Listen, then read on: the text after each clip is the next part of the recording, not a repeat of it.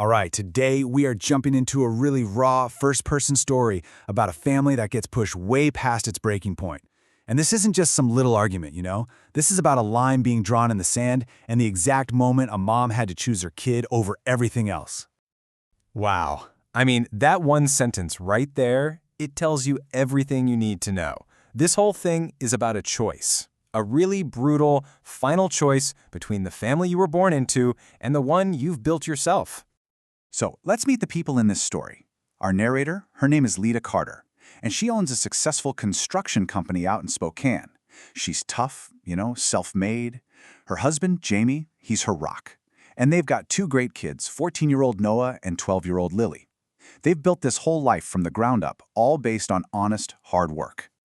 And this is where you see the problem, right? This is the core conflict before anything even happens. On one side, you have Lita's family, built from scratch, and on the other, well, that's her brother, Paul.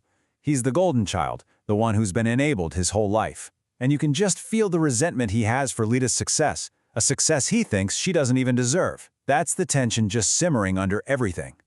So, the whole thing is set to go down at a backyard cookout for Lita's 40th birthday. Now, she knows it's probably a bad idea, but she agrees to host. But she makes a promise to herself, and this is so important.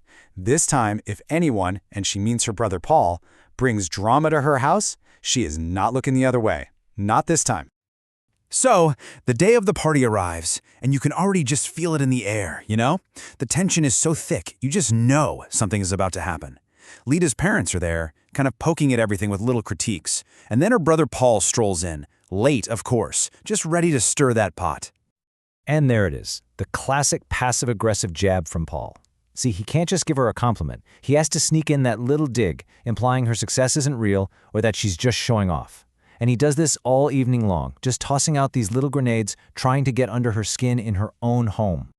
Okay, so this is it. This is the moment everything just explodes. And it all happens over a skateboard.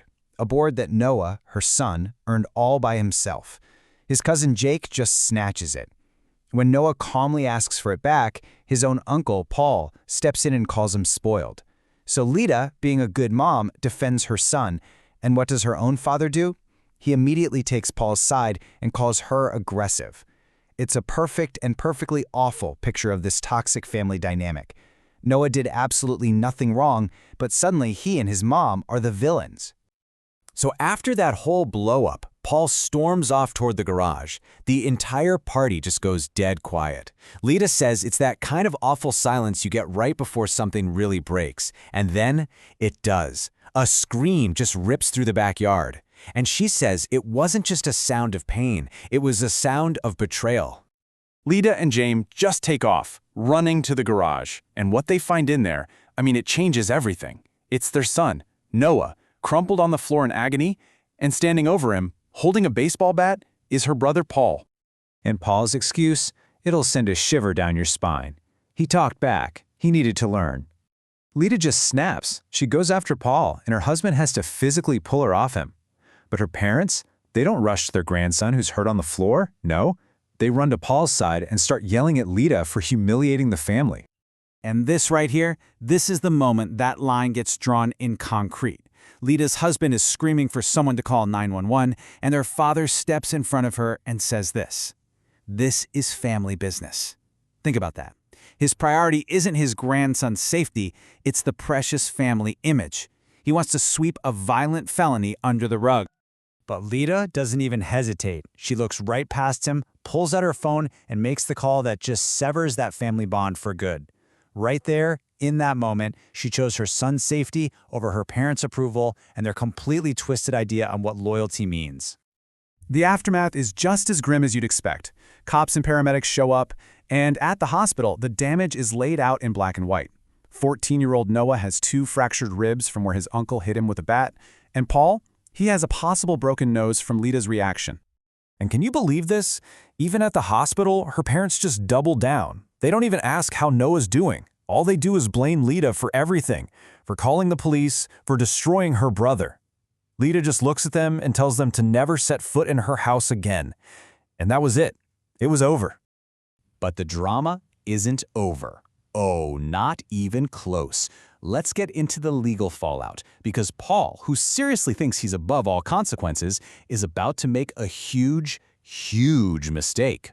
So a week later, Paul violates a no-contact order and just shows up at Lita's house. He tries to hand her an envelope with $10,000 in cash to get her to drop the charges. But here's the kicker. What he totally doesn't realize is that Lita's security camera on the porch is recording every single second of his bribery attempt. I mean, look at this. The prosecution's case was basically a slam dunk. They had everything. They had video of the attack from a camera in the garage. They had video of the bribery on the porch. And on top of that, they had Noah's calm, honest testimony on the stand.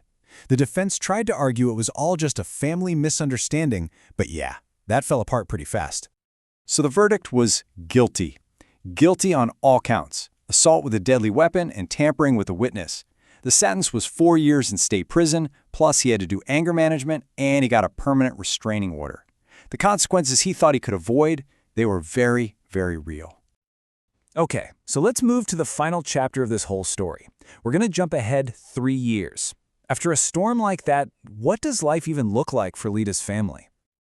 And here's the thing that's just so incredible. Cutting off that toxic part of her family didn't leave a hole in their lives, it brought them peace. Her business is doing better than ever. Noah, he's 17 now, and he's turned all that pain into drive, saving up for college. Her daughter Lily is sharp and absolutely fearless. They're whole.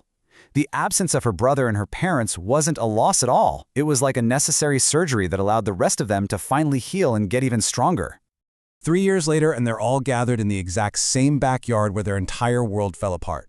But now, all those shouts and screams have been replaced with the sound of laughter around a fire pit. They didn't just move on. They reclaimed their space. They reclaimed their peace. And that really brings us to the heart of the whole story, the ultimate lesson here. Lita finally realized that family isn't something you're just given. Loyalty isn't guaranteed just because you share blood. It's something you have to earn.